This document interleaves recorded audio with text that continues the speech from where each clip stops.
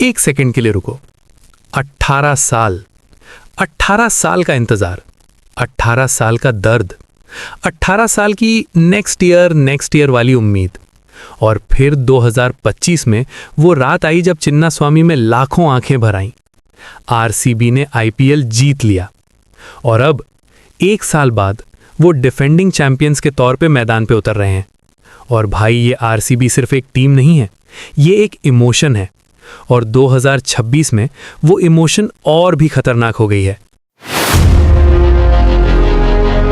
IPL 2026 का season opener है March 28 को M Chinnaswamy stadium Bengaluru Sunrisers Hyderabad के खिलाफ रात के 7:30 बजे।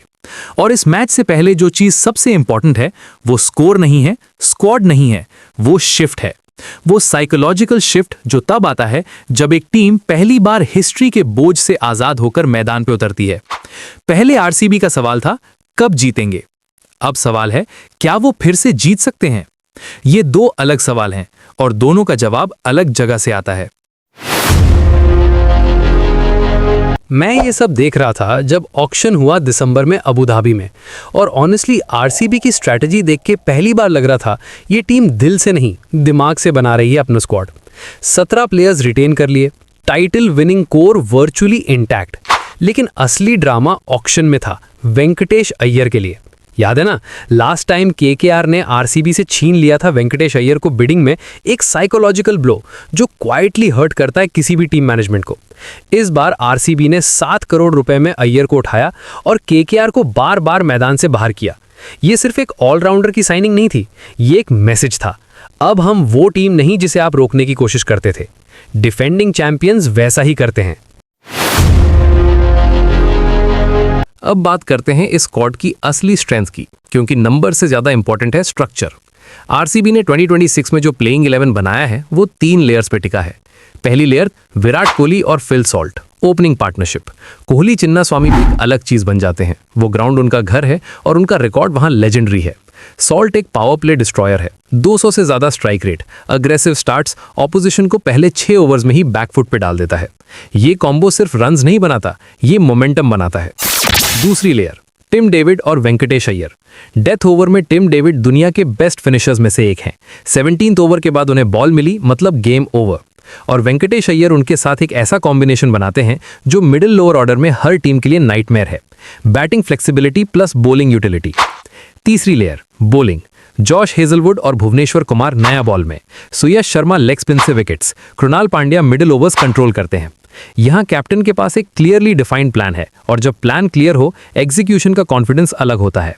लेकिन एक कंसर्न है जो ऑनेस्टली इग्नोर नहीं कर सकते, हेजलवुड की फिटनेस। अगर वो मैच रेडी नहीं है मार्च 28 तक तो ओवरसीज पेस बैलेंस बिगड़ सकता है। यश दयाल भी रिसेंटली कंपैरेटिव क्रिकेट से बाहर रहे हैं। ये वो क्रैक्स हैं जिन्हें आरसीबी को सीजन की शुरुआत से ही मैनेज करना होगा। लेकिन एक चीज है जो इस सबसे भी बड़ी है, Chinnaswamy stadium. IPL 2025 title celebration के बाद जो ट्रेजेडी हुई वहां, स्टैम्पीड में 11 फैंस की जान गई।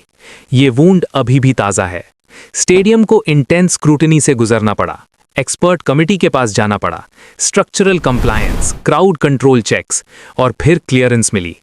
ये सिर्फ एक स्टेडियम क्लियरेंस नहीं है दोस्तों, ये एक इमोशनल कमबैक है। उन 11 लोगों की याद के साथ, उन फैमिलीज के दर्द के साथ, वो ग्राउंड फिर से क्रिकेट के लिए तैयार है। और आरसीबी का पहला मैच वहीं होगा, फाइनल भी वहीं होगा। उस वक्त जो फील होगा वो वर्ड्स में डिस्क्राइब करना मुश्किल है। और मैं यहां एक पल के लिए रुकना चाहता हूं, रजत पाटीदार के बारे में बात करने के लिए। ये कैप्टन है आरसीबी का, लेकिन कभी कभी मीडिया कवरेज में विराट कोहली की प्रेजेंस इतनी बड़ी होती है कि पाटीदार की लीडरशिप ऑलमोस्ट इनविजिबल हो जाती है। जो पाटीदार ने 2025 में किया वो सिर्फ ट्रॉफीज में नहीं दिखता, वो कैरेक्टर में दिखता है। एक क्वाइट, काम, ग्राउंडेड कैप्टन जो फ्लैशी नहीं है, जो कंट्रोवर्सी नहीं करता, जो बस टीम के लिए डिसीजन लेता है और मैदान पे दिखाता है। जो क्रिटिसिज्म या अंडररेटिंग पाटीदार को मिलती है मेन स्ट्रीम कवरेज में, मैं ऑनेस्टली नहीं मानता वो फेयर है।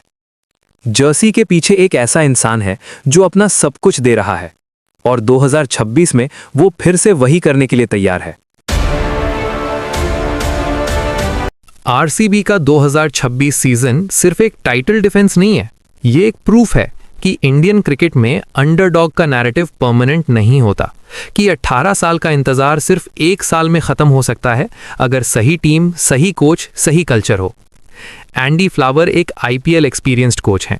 ओनरशिप ट्रांजिशन चल रही है, डाइजियो ने सेल शुरू की है, नया ओनर एक्सपेक्टेड है, लेकिन बीसीसीआई अप्रूवल पेंडिंग है, तो 2026 सीजन करंट ओनर्स के साथ ही खेला जाएगा। इस अनसर्टेनिटी के बीच टीम का फोकस रिमार्केबल है और ये स्क्वाड कोहली से कनिष्क चौहान तक एक ब्लेंड है एक्सपीरियंस और हंगर का। एस्टैब्लिश स्टार्स और U19 एशिया कप के यंगस्टर्स एक ही ड्रेसिंग रूम में, ये ब्लेंड यही आरसीबी की असली स्ट्रेंथ है। तो 2026 में सवाल ये नहीं है कि आरसीबी जीत सकती है या नहीं, सवाल ये है क्या दुनिया तैयार है एक ऐसी आरसीबी के लिए जो अब डरने की जगह जज्बात से नहीं बल्कि कॉन्फिडेंस से खेलती है। क्योंकि डिफेंडिंग चैंपियंस वाली आरसीबी अलग होती है। वो टीम नहीं जिसे कुछ प्रूव करना है, वो टीम है जिसे सब कुछ प्रोटेक्ट करना है, और समटाइम्स वो हंगर ज्यादा खतरनाक होती है। मार्च 28 चिन्नस्वामी एसआरएच के खिलाफ सीजन ओपनर। देखो कैसा लगता है जब एक टीम पूरी तरह से तैयार हो, दिल से भी दिमाग से भी। अगर आपको लगता है आरसीबी 2026 में बैक टू बैक चैंपियन बन सकती है तो कमेंट में बताओ, और अगर नहीं तो वो भी बताओ। मैं पूरी डिबेट के लिए तैयार हूं। लाइक करो, सब्सक्राइब करो और अगली वीडियो में मिलते हैं।